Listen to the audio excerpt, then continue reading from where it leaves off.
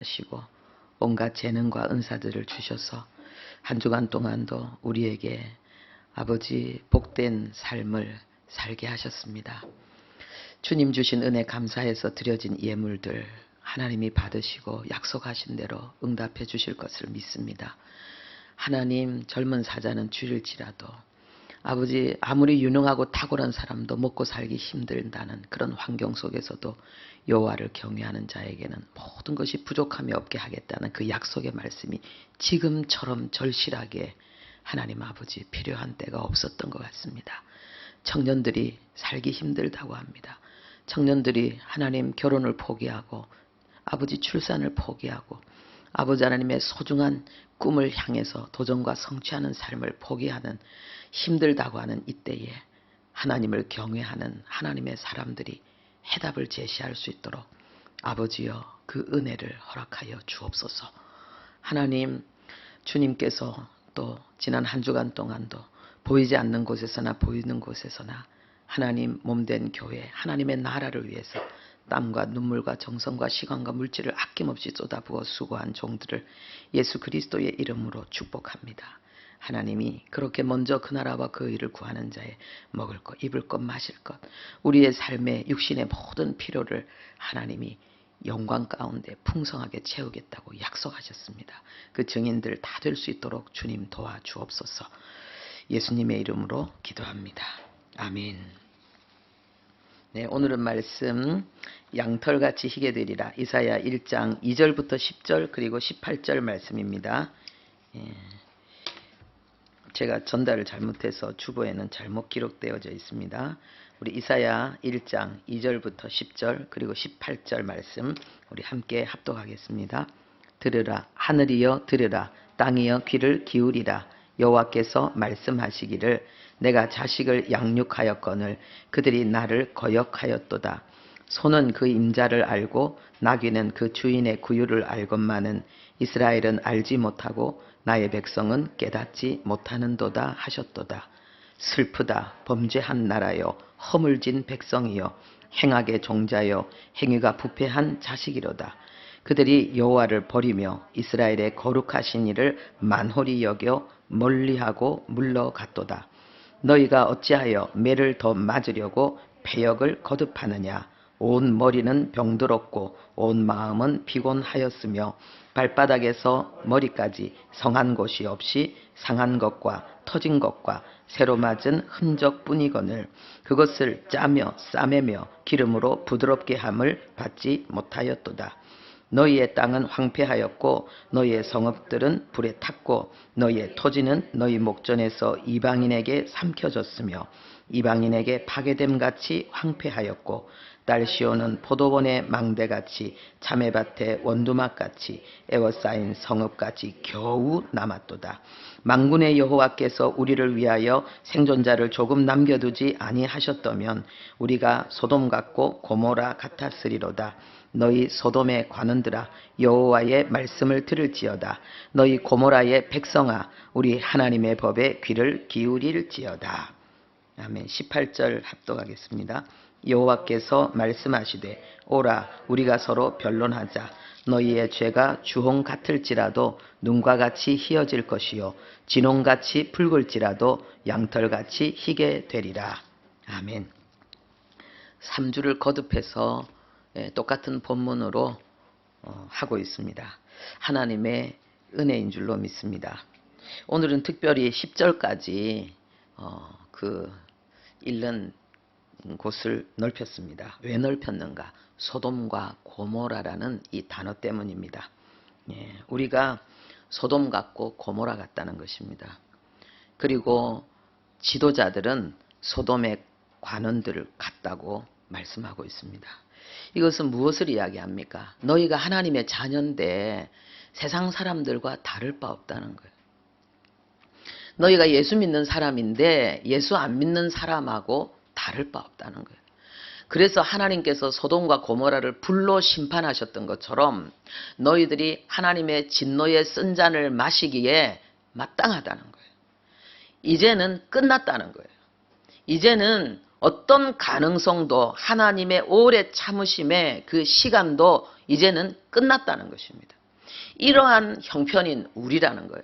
그래서 소돔과 고모라는 불의 심판을 받았는데, 그런데 그런 너희들에게 내가 호소한다. 나에게로 오라. 여기 보면은요, 6절에 보면은 계속해서 얻어맞고 얻어터지고, 그래서 성한 곳이 없는데 내가 너희들을 짜고 싸매고 기름으로 너희들의 피부를 부드럽게 치료하고 회복시킬 때니까 나에게로 오라는 거예요. 이 말씀은 무엇을 이야기하고 있습니까? 하나님께서 우리에게 긍휼과 자비를 베푸시고 우리에게 회복의 역전의 은혜를 베푸시는 이유가 우리에게는 전혀 없다는 거예요. 우리에게는 0.0001%도 우리에게는 전혀 없고, 오직 그럼에도 불구하고 우리를 다시 부르시고 우리를 회복시키는 그 모든 이유가 오직 하나님께 있다는 거예요. 하나님의 긍휼에 있다는 거예요. 예수 그리스도의 대속의 은혜에 있다는 것입니다. 그 은혜 때문에 이미 끝났고, 이제는 정말 하나님의 진노밖에는 맞을 길이 없는 나에게 하나님께서 호소하고 계신 거예요. 나에게로 오라. 내가 너를 새롭게 하겠다는 거예요. 내가 네 속에 있는 고름을 다 짜내겠다는 것입니다. 그리고 막 터지고 상한 그 살을 내가 붙여서 기름을 발라서 내가 깨끗하게 예쁘게 멋있게 해주겠다는 것입니다. 이것이 우리 인생을 향한 하나님의 본심이고, 예수 그리스도 안에서 하나님의 이 본심을 누리를 축복을 받은 우리입니다. 할렐루야. 하나님이 천지를 창조하셨을 때 세상을 아름답게 창조해요. 하나님 보시기에 좋았더라는 거예요. 이거는 뭐냐? 와, 멋지네. 됐다. 이제는 내놔도 된다는 거예요.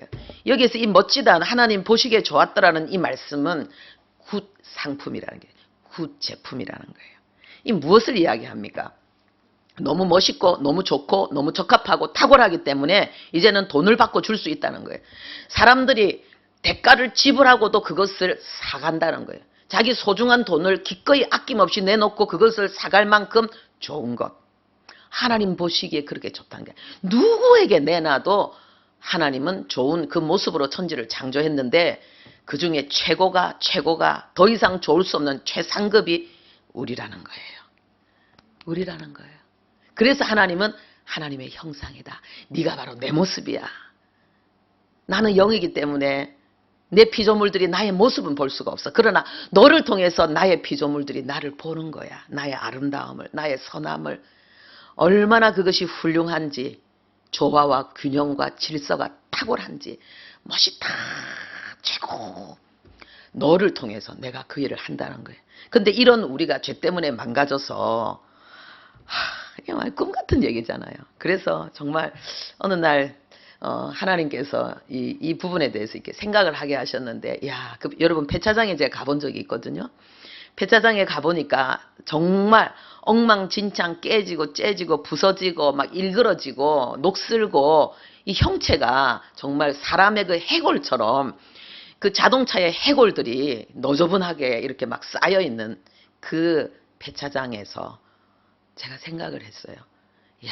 이 차 하나하나가 처음에 신차로 나올 때는 얼마나 멋있었는데, 정말 빛났는데, 사람들이 그 비싼 돈을 지불하고 기꺼이 그것을 살 만큼 그렇게 좋은 차였는데, 이 끌고 다니다 보니까 받치고 끓기고 찢기고 그리고 상하고 녹슬다 보니까 이렇게 엉망진창이 되어서, 어떤 차는 큰 사고를 통해서 폐차, 어떤 사람은 너무 오래돼서 덜덜덜덜 더 이상 쓸 수 없어서 폐차.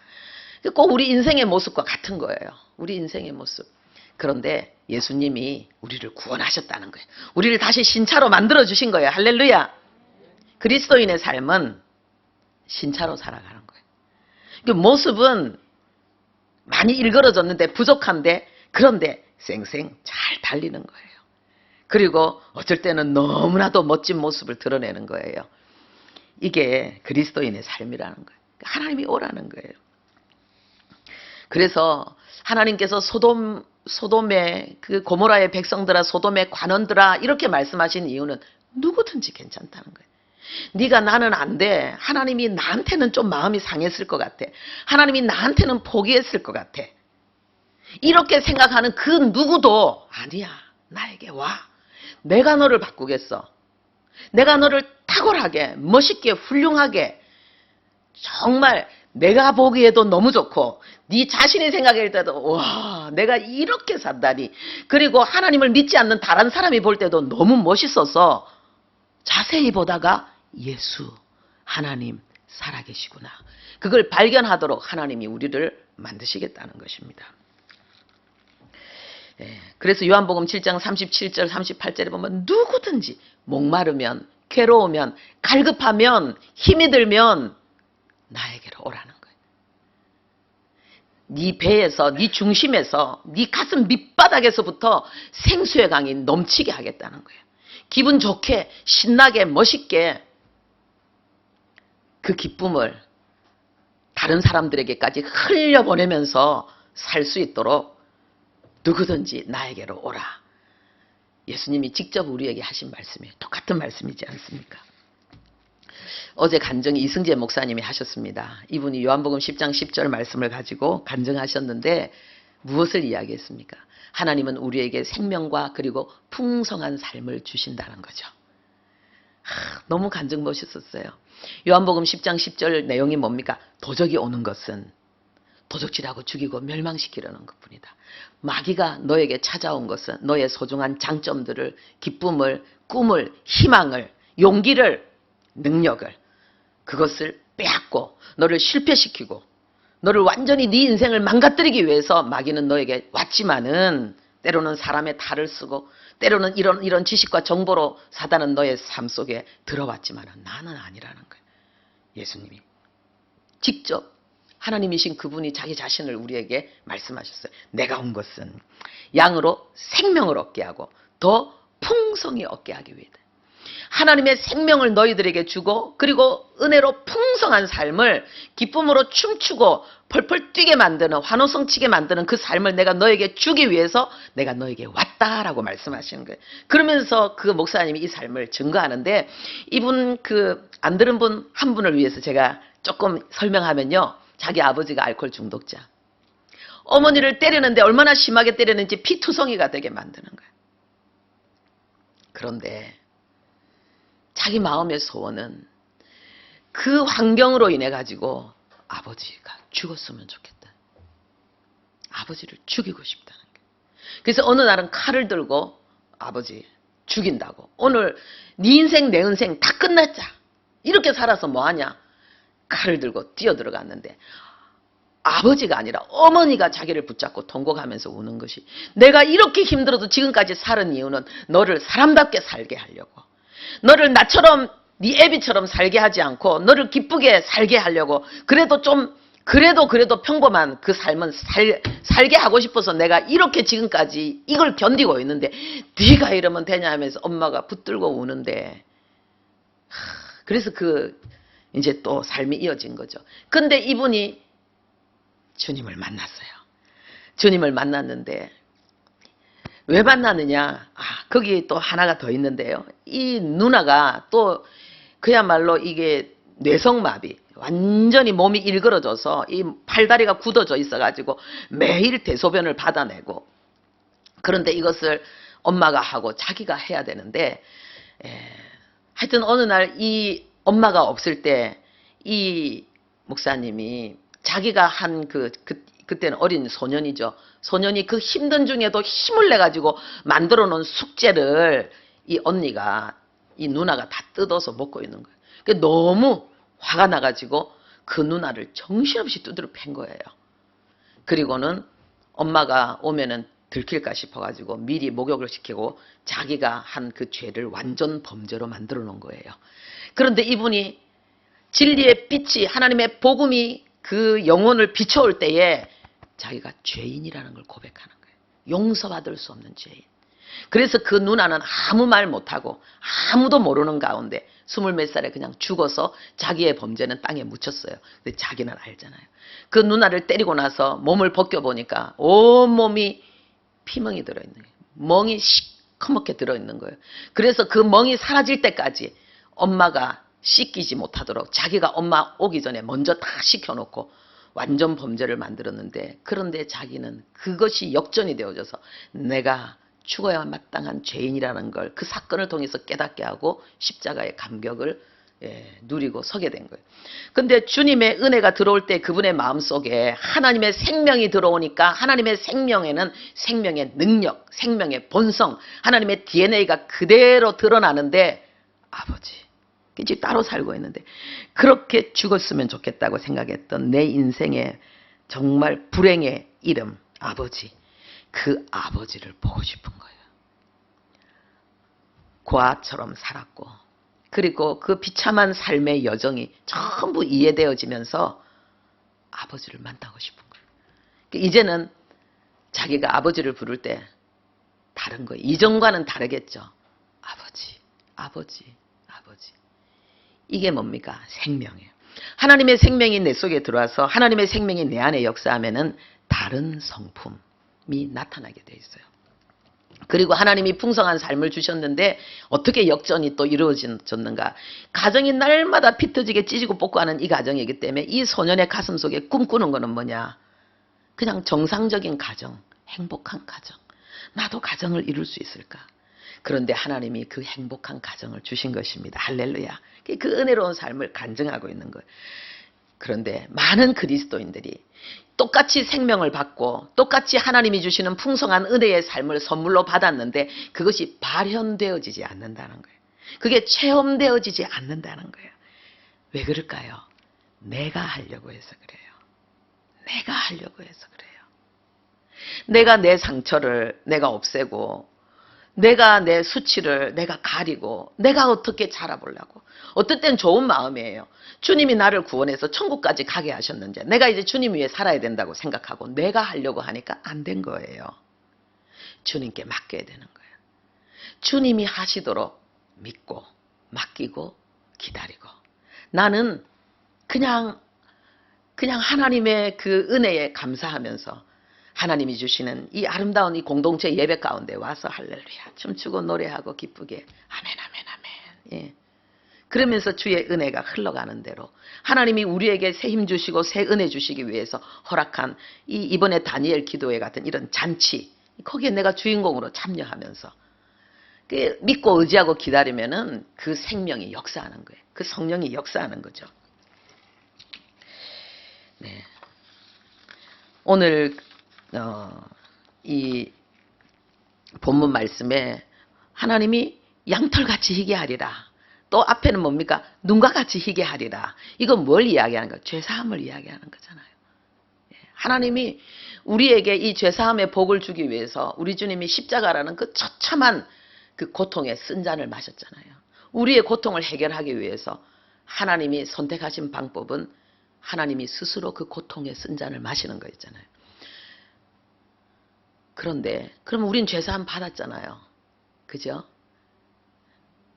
그러면 주님은 죄사함 받게 하는 그 목적만을 위해서 십자가를 지셨는가? 그게 궁극적인 목적은 아니에요. 죄사함의 궁극적인 목적이 있어요. 왜 하나님이 죄를 사하셨는가? 그 목적이 있어요. 하나님이 우리 죄를 사하신 이유가 있어요. 그게 뭘까요? 임마누엘. 임마누엘. 우리에게 생명을 주신 이유, 우리에게 풍성한 삶을 주기 위해, 우리를 구원한 이유, 임마누엘, 풍성한 삶을 누리게 하기 위해 예수님의 신부로 살게 하시려고. 예수님처럼 멋진 신랑이 어디 있어요?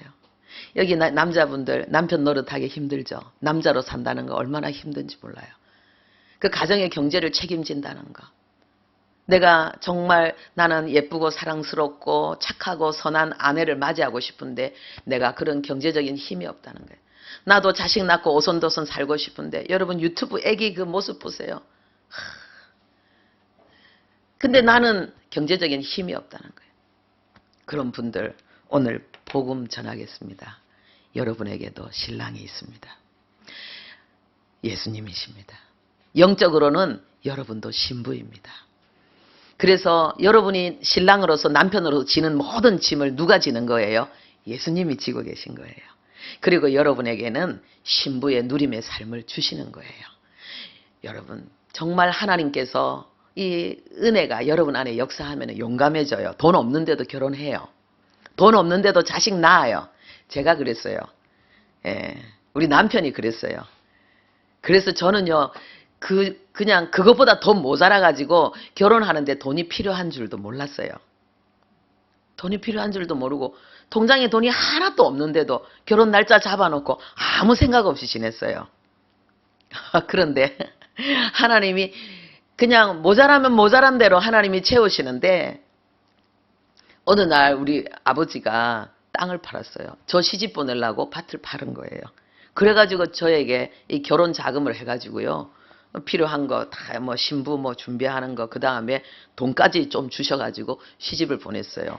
그러니까 모자라면 모자란 대로 하나님 역사하는 거예요. 여러분 돈 없어도 결혼할 수 있고 돈 없어도 자식 낳을 수 있고 돈 없어도 가정을 이루면서 그리고 빛과 소금 세상의 지도자가 될 수 있습니다. 할렐루야. 지금 교회에 하나님이 이 은혜를 쏟아 부어주는 시기입니다. 왜냐하면은 세상의 젊은이들이 지금 살기 힘들다 그러잖아요. 이때 예수 믿는 청년들은 잘 산다는 걸 보여줘야 돼요. 결혼도 잘하고 애도 잘 낳고 그래서 아주 그냥 당혹한 가정을 누린다는 것을 보여줘야 돼요. 그리고 제 영혼 가운데 하나님이 주시는 기쁨이 있어요. 지금 정치적으로도 그렇고 뭐 여러 가지로 너무 어렵잖아요. 많은 분들이 특별히 더 경제적으로 많이 힘들어하고 있잖아요. 제 영혼 가운데 하나님 주시는 마음은 지금이 기회다. 지금이 기회다. 예. 그래서 하나님께서 우리에게 은혜를 쏟아부어 주셔서 이 갈급한 영혼들에게 복음을 증거하면서 다시 한번 대한민국 하나님의 부흥 그리고 하나님의 은혜로 이 통일이 되어지는 그 축복을 주실 시간이다. 저는 이것을 믿고 그냥 제가 일부러 믿으려고 하는 게 아니고 그냥 믿어지고 생각이 되어지고 그냥 기뻐지는 거예요. 예, 즐겁고 신나는 거예요. 할렐루야. 예. 임마누엘이에요. 살게 하기 위해서 하나님이 우리의 신랑이 되어져서 우리를 예수님의 신부의 그 행복한 삶으로 살게 하기 위해서 주님이 십자가의 그 고통으로 죄를 사하신 것입니다.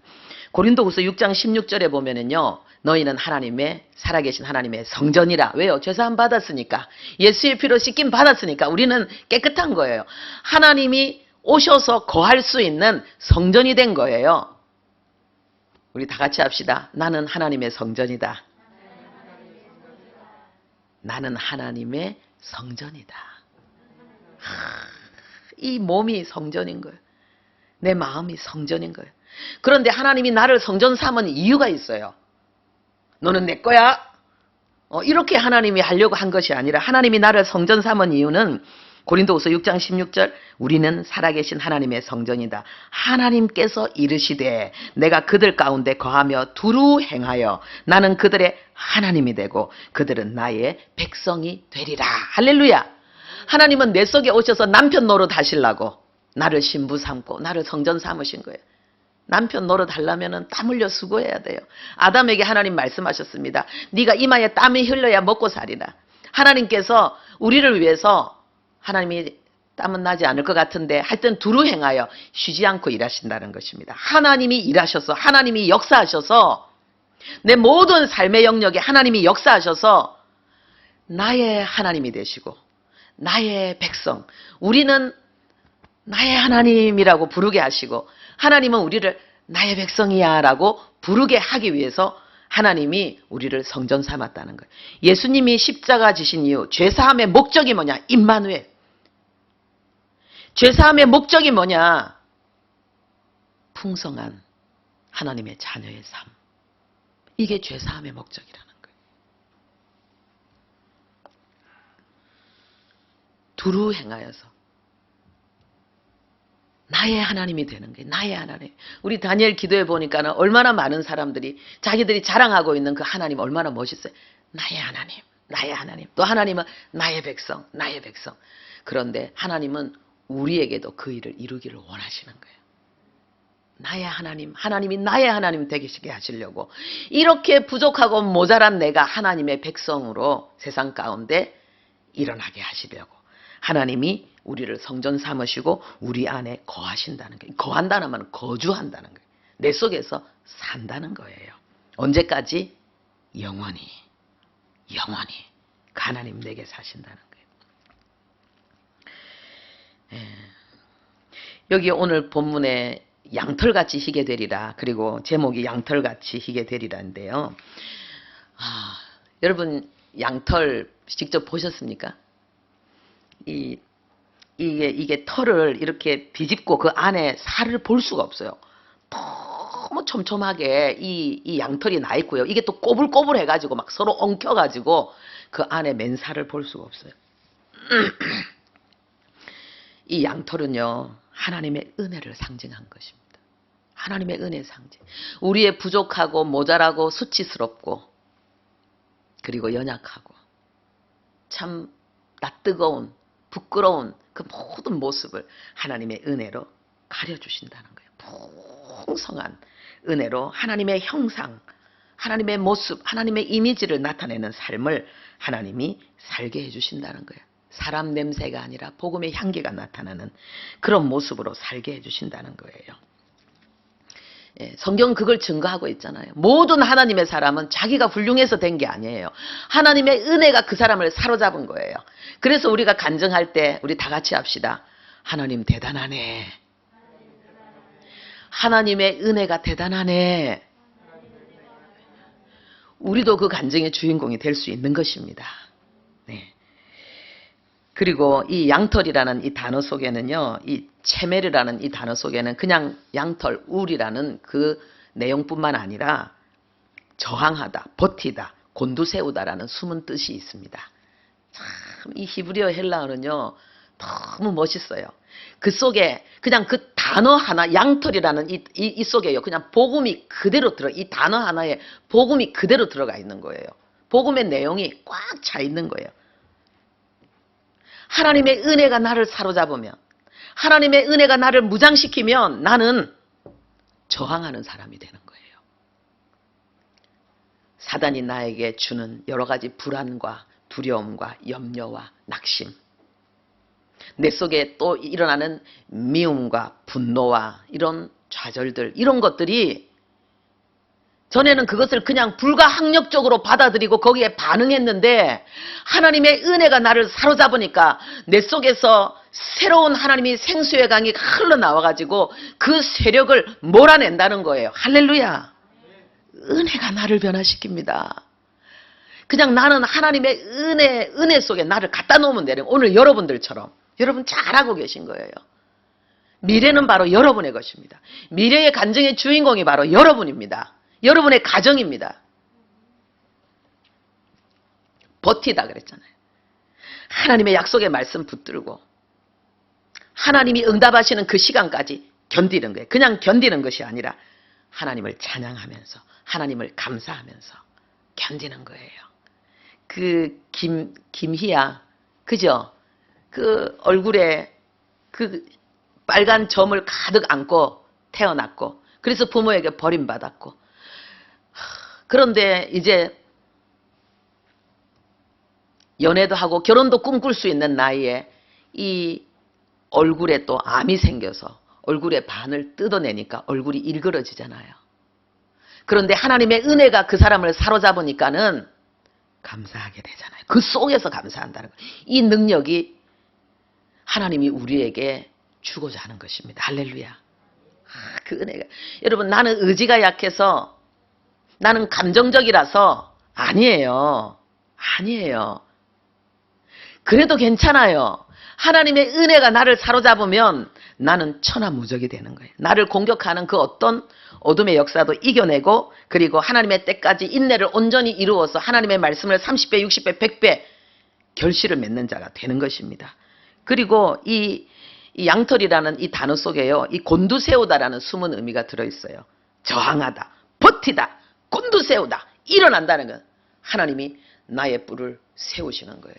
골리앗이 쳐들어왔을 때에 그 위용 앞에서 모든 이스라엘 백성들이 정말 지린다 할 정도로 있잖아요. 벌벌 떨고 낙담하고 모든 장수들이 다 고개를 숙이고 있는데, 소년 다윗, 군사도 아니에요. 형들 만나려고 도시락 싸들고 갔다가 그 골리앗의 그 하나님을 비웃고 조롱하는 소리를 듣고 속에서 불이 일어나는 거예요. 우뚝 선 거예요.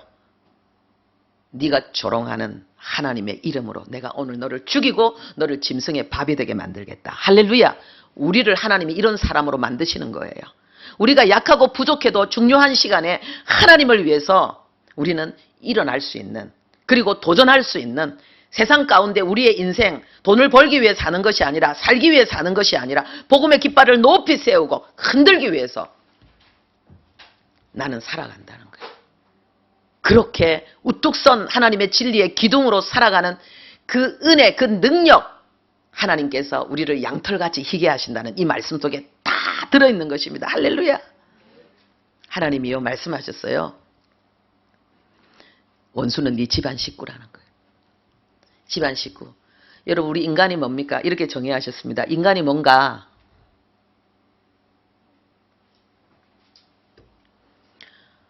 몸 안에서 혼의 기능을 하는 영적 존재. 몸, 이건 그릇인 거예요. 이게 집인 거예요. 이 집 안에서 혼의 기능, 지식과 감정과 의지의 그러한 활동들을 하는 영적 존재. 영적 존재. 하나님이 영이시고 우리도 영이, 영적 존재. 이게 우리 인간이라는 거예요.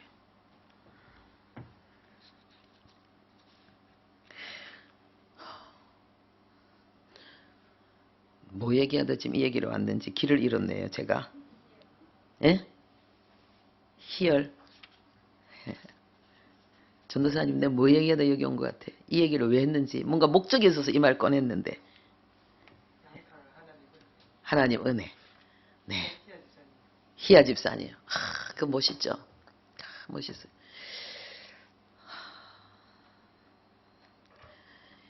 우리가 영적인 존재라는 거야.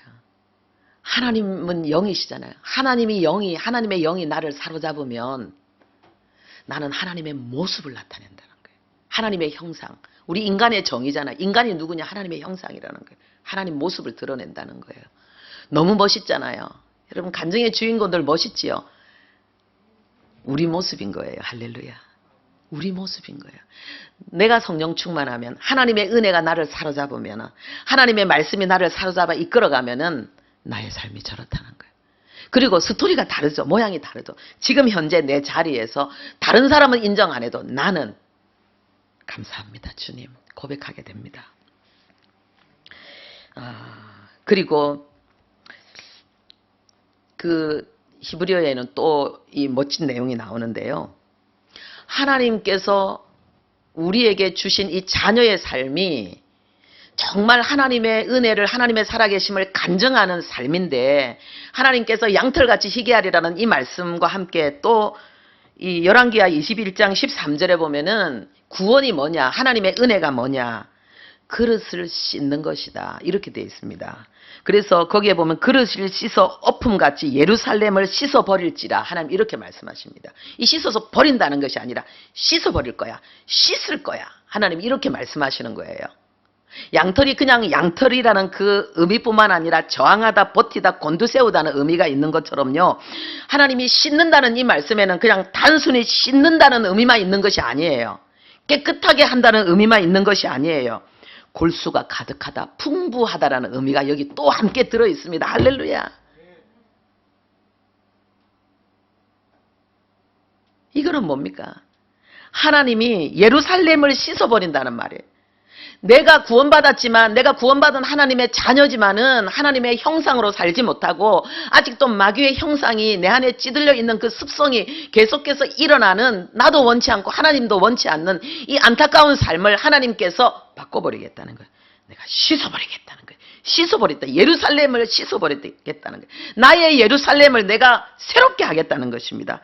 그래서 이거는 도말하다, 지워버리다, 없애다, 제거하다, 내 생각과 내 감정과 내 모든 삶의 습관, 이 모든 것에 배어있는 마귀의 형상을 하나님이 완전히 제거할 뿐만 아니라 풍성한 하나님의 은혜, 하나님의 모습을 드러내겠다는 것입니다.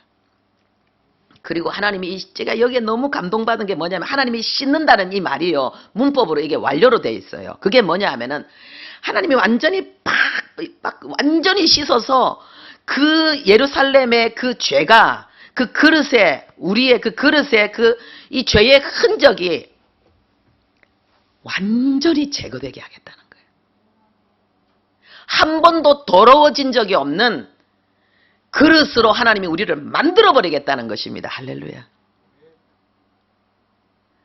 그래서 한 번도 더러운 적이 없는 깨끗한 새 그릇으로 하나님이 우리를 만들어버리겠다는 거예요.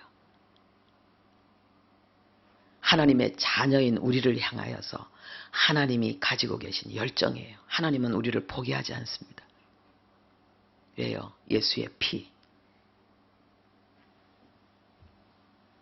하나님이 우리를 구원할 뿐만 아니라 흠도 없고 점도 없고 티도 없이 우리를 예수의 신부로, 하나님의 신부로 우리를 일으키기로 하나님이 만세전부터 작정하셨기 때문에 하나님은 그 뜻을 굽히지 않는 거예요.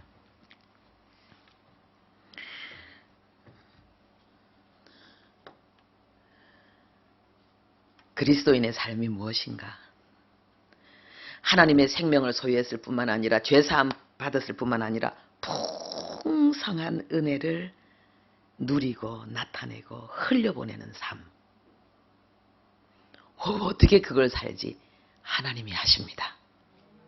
하나님이 하십니다. 내가 하겠다. 내가 하겠다. 내가 하겠다. 그럼 우리가 하려. 내가 하는 게 아니네. 하나님이 하시는 거네. 와, 이걸 하나님이 하신다고? 구원해 주신 것도 너무 감사한데 하나님이 나를 흰눈처럼 희게 하신다고? 양털처럼 희게 하신다고? 나를 하나님이 강한 자, 능한 자, 한거하는 자, 나를 겸손한 자, 연합하는 자, 용서하는 자, 포용한 자로 하나님이 나를 만드신다고? 만드신다고? 와, 할렐루야, 할렐루야. 이게 전부 다예요. 이거예요. 계속 기뻐하는 거예요. 계속. 말씀 보면서 계속 기뻐하고 은혜 받고 계속 기뻐하고. 이제 3분의 2 지나갔습니다. 다니엘 기도에. 이제 3분의 1 남았어요.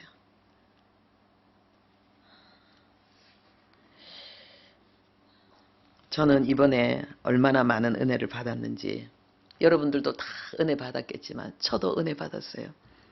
제가 하나님 앞에 얼마나 통곡하며 꺼이 아마 며칠을 그렇게 울고 울었어요. 옆에 사람 다 들었어요.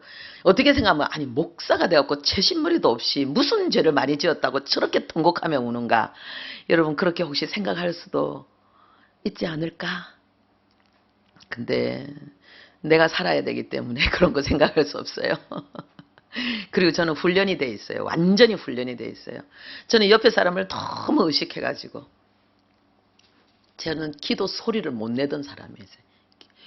기도 이제 새벽기도 마치고 예배 마치고 기도하겠습니다. 그러면 옆에 사람의 의식이 되고 기도가 안 나와. 아예 여기서 나오지를 않아. 그런데 하나님이 저에게 주신 은혜가 뭐냐? 그것이 죄라는 걸 알게 됐어요. 그게 죄의 세력이라는 걸 알게 되어서 네가 왜 하나님 앞에 기도하고 나하고 대면하는 시간에 네가 왜 옆에 사람 의식하냐? 여러분도 그런 상황이면 기분 안 좋지 않겠습니까? 지금 나하고 중요한 이야기를 내가 해야 되는데, 그쵸?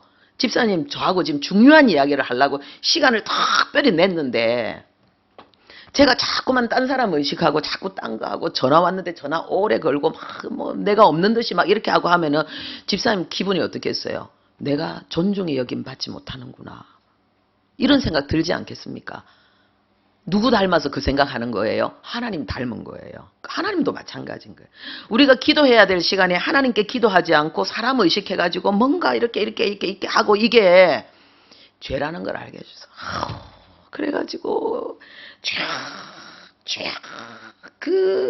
그냥 다른 말은 못하지. 안 그래도 창피하니까 주여만 외치면서 그 죄에서 벗어나기 위해서 제가 너무 몸부림을 치다 보니까 이제는 아예 그게 제 이제 생각의 습관이 돼가지고 에휴, 누가 뭐라 생각하든지 말든지 그러면서 저는 막 그냥 있는 대로 다 하는데요.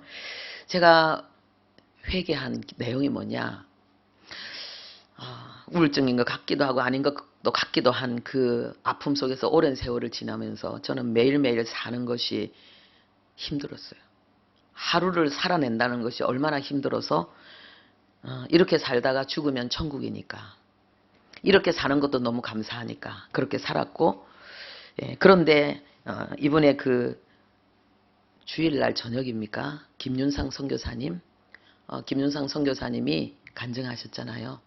자기가 갇혀 있었다고. 건물에 갇혀 있었고 열 몇 명이 되는 그러한 나쁜 사람들이 자기를 괴롭히고 있었고, 시간이 지나면서 그것이 영적 존재라는 걸 알게 되었고, 가만히 생각해 보니까 아이고, 우리가 보통 천사는 둘이라 그랬는데 이 마귀가 열 몇 명이면 이게 싸움이 되나? 안 되잖아요. 그런데 되는 거예요. 내가 예수 부르면, 내가 주님 의지하면 열 몇 명도 그냥 한순간에 굴복되어지는 거예요. 그게 내가 이게 힘을 잃고 이게 몸과 마음이 약하고 때로는 어떤 이렇게 힘든 시간을 많이 보낸 게 이게 눌림이었구나. 내가 갇혀 있어서 그랬구나. 참 그걸 깨달으면서 제가 하나님 앞에 너무 회개했어요. 그래서 하나님 앞에 그 모든 그 연약함에 대해서 완전한 감사, 그리고 그 시간에 그 시간이 되면은 때로는 막 뭐가 제대로 안 되기 때문에 막 기도할 힘도 잃게 되고 막 이렇게 마음이 막 이렇게 뭔가가 이렇게 하기 때문에 막 유튜브 막 보기도 하거든요. 그래서 하나님 앞에 감사, 하나님을 찬양, 그리고 철저하게 이거를 이겨내야 되겠다. 그 생각을 하고 하나님 앞에 그렇게 기도를 많이 했고요. 그리고 하나님 그 은혜를 힘입고 있어요. 점점 그것이 회복되어지고 있어요.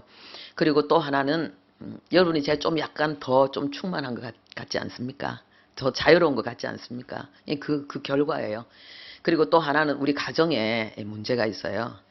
제가 우리 그 신앙생활 하는데, 여러분 신앙의 핵심이 뭐냐면은 내가 하나님 은혜 너무 감사해서 너무 기쁘고 행복하게 살고, 그리고 이것을 내 자식에게 전달하는 것, 신앙전수. 육의 자식과 영의 자식들에게 신앙전수. 여기서 제일 중요한 게 예배거든요. 가정예배. 그러면은 이 가정의 가장은 뭡니까? 내가 하나님의 은혜를 충만히 누리면서 가족들이 함께 모인 자리에서, 예를 들어서 저녁에 모였다 그러면은 내가 오늘 하나님 앞에 받은 은혜를 이야기하고, 때로는 우리 교회 공동체니까 목사님은 오늘 새벽에 이런 말씀을 하시더라, 이런 은혜를 간증하더라, 그렇게 이야기하면서 너는 어떻게 살았어? 여보 당신은 오늘 어땠어요? 그러면서 하나님의 은혜 너무 감사하다, 할렐루야. 가정예배 끝. 이 어떤 형식과 틀이 아니에요. 함께 모여서 하나님 이야기하고 은혜 이야기하고 교회 이야기하고 영적 전쟁 이야기하고, 이게 매일 이루어져야 돼요. 매일. 근데 우리 남편이 그걸 꼭 해야 되니? 나 개인적으로 성경 읽고 기도하고 내가 하나님 뜻대로 살려고 몸부림치고 있고, 당신도 맨날 기도하고 예배하고 있는데 이렇게 하면 되지, 왜 우리가 또 모여서 가정예배를 드려야 되니? 나는 못한다는 거예요. 그것까지 나에게 요구하지 말라는 거예요. 저는 너무 괴로운 거예요. 하나님, 이 목회자 가정이, 가정예배가 정말 이게 믿음으로 하나 되어지는 게 이게 모범이 되어져야 되는데, 이게 되어져야지 내가 성도들에게 이걸 이야기할 수 있고, 신앙전수 안 되는 거예요. 그런데 그러면서 막 여러 가지 또 안 좋은 일들도 일어나요. 근데 어제 우리 남편하고 그 부분을 깊이 나누었어요. 그렇게 하겠다고. 할렐루야. 네, 자기가 가정예배를 드릴 수 있도록 그런 영성을 다시 회복하기 위해서 자기가 하나님 앞에 순종의 길을 가겠다고 결단했습니다. 여러분, 우리가 정말 그 지선 선교사님, 그렇게 자식이 전기에 감전돼 가지고 손이 붓고 손가락이 떨어져 나가고, 그렇게 힘든 상황 속에서도 성령이 오셨네. 내 주에 보내신 성령이 오셨네. 그 나라 꿈꾸게 하시네. 그 나라, 하나님의 나라. 언제? 천국이 지금 내 영혼 속에, 지금 우리 가정에, 내 삶 속에 하나님의 나라. 어둠이 사라지고, 불안과 두려움도 사라지고, 미래에 대한 그 어떤 염려도 다 사라지고, 감사, 기쁨, 할렐루야, 행복, 평안, 하나님의 나라. 내 영혼에, 내 삶에, 내 가정에 하나님의 나라 꿈꾸게 하신다는 거예요. 진짜 행복, 남부럽지 않는 그런 멋진 삶을 성령이 내게 오셔서 나로 하여금 꿈꾸게 한다는 그 고백, 그리고 그것이 이루어져서 우리 앞에 인생은 소풍이라는 거예요. 그 많은 고난이 있지만은 하나님과 함께 한다면은 소풍이라는 거예요. 할렐루야. 여러분들이 이 축복의 다 주인공이 되시기를 바랍니다.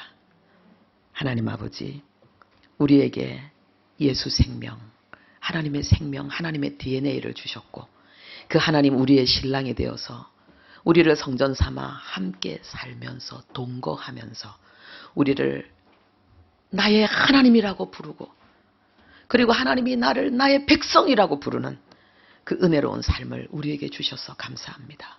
하나님 오늘 이 시간 함께한 모든 아버지 이 말씀을 들은 주의 백성들 아버지여 그 남은 평생이 소풍이 되고 하나님의 영광이 되는 축복의 주인공들 기적의 주인공들 되게 해주실 것을 믿습니다. 예수님의 이름으로 기도합니다. 아멘.